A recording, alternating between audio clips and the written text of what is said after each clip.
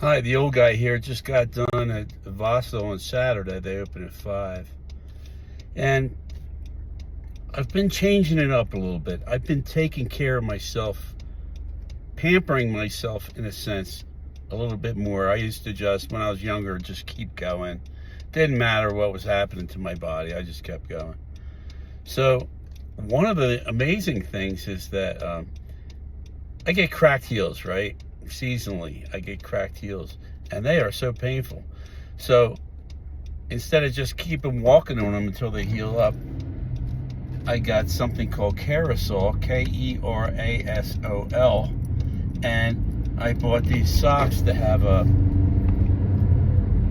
rubber inside, soft rubber at the heel, and they're washable. So you put this Kerasol on, and then you just walk around all day and night with this Kerasol on the skin. The other thing I did was this shoulder. I've had both shoulders rebuilt, and this shoulder has always bugged me. And it started becoming very focal, like pinpoint. And so I figured that might be arthritis or I don't know what. So what I did was I started doing these pulley exercises with 5 pounds and then back. So I did them everything both ways with forward pull and backward pull. And I've been doing that for a bit, and this shoulder's coming around. The other thing I did, we can't just keep going on and thinking we're going to be able to bull through these injuries. It's impossible at our age. But we do need to, if we quit doing things over the injuries, we're going to lose it. So how do we keep going? What I do because this shoulder, right? On my push-ups, I do 10 push-ups, very good form and controlled, and tensing the muscles up and all so that I get more out of the push-up. And that's what I do with all my weights. I tense the muscles and really work the muscles. Well, I can't do the regular push-ups anymore with like a plank push-up. So what I did, I started kneeling down and then going forward with like a lever of my knees, just going forward. And I'm able to continue to do push-ups that way, and I'm putting more thought into the shoulders, into tensing them up when I go down. And that way, so I'm putting less pressure on, but in a sense, I'm putting as much pressure on the muscles because of tensing, right? Tensing. So this is the old guy here, and God bless you all, and I just wanted to let you know that there are ways to work around injuries. They could be profound injuries. If you have a profound injury, let's say you have partial paralysis. Well, I have partial paralysis in that leg, right? And it was wasted. The muscles were wasted. This leg, right there. This teardrop was gone. It was wasted away. I found an exercise on the machines, right, that the last 15 degrees of a lift on this one machine, right, that one, it's got pulleys. The last 15 degrees is what gets that teardrop. And also, the foot, if you go like this with the foot, put it out, it also concentrates on that teardrop. So I actually built up the teardrop there. That top of the thigh was almost gone. It was non-existent. It was down to whatever, tendons, ligaments holding it together. And I'm getting that back over the years. I discovered that a couple years ago. And when they did a body scan at Vasa, my right leg was stronger than my left leg, which is really weird. My left leg has so much more muscle.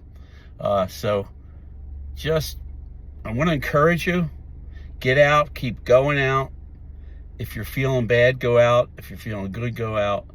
Don't give up. For instance, I just talked to a guy several men who refused to do the BiPAP, the CPAP. And if you have apnea, it'll kill you. It will give you strokes and heart attacks. That's the way it is. Puts weight on, just destroys you. And so I started CPAP, and I'm so much better from it. And these guys tried it, and it was uncomfortable, and so they stopped it. So if you think it's a matter of comfort in your old age, God help you. Old age is not comfortable. It's a challenge, but we must meet the challenge with CPAP, BiPAP, apnea. If I can't ever sleep again, I'm going to do this CPAP, because no sleep is better for me than doing apnea. It really is. And, you'll pass out eventually. Come on, guys. Who you kidding? So it's not a matter of comfort. It's a matter of working with the discomfort.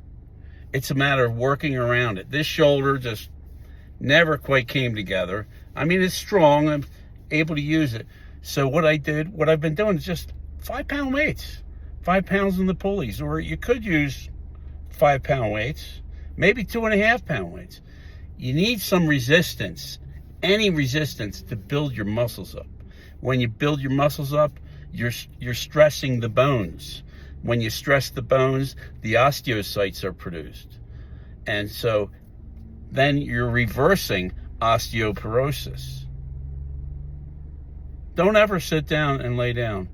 Not until you're the 91-year-old that said, okay, I've lived long enough. Don't ever try to be comfortable. Stop that. Your comfort is killing you. If you can realize pain is there, pain tells us we're in this world and alive. It's not going to leave. If you don't do something physical about it, exercise and things like that, you're going to still have all the pain.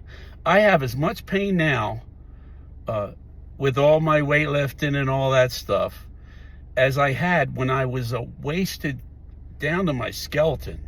I have as much pain, but it's a different type of pain, and it's not going to kill me. It's not going to cause me to go off into the nursing home. It's not going to cause me to sit there in my easy chair and just waste away.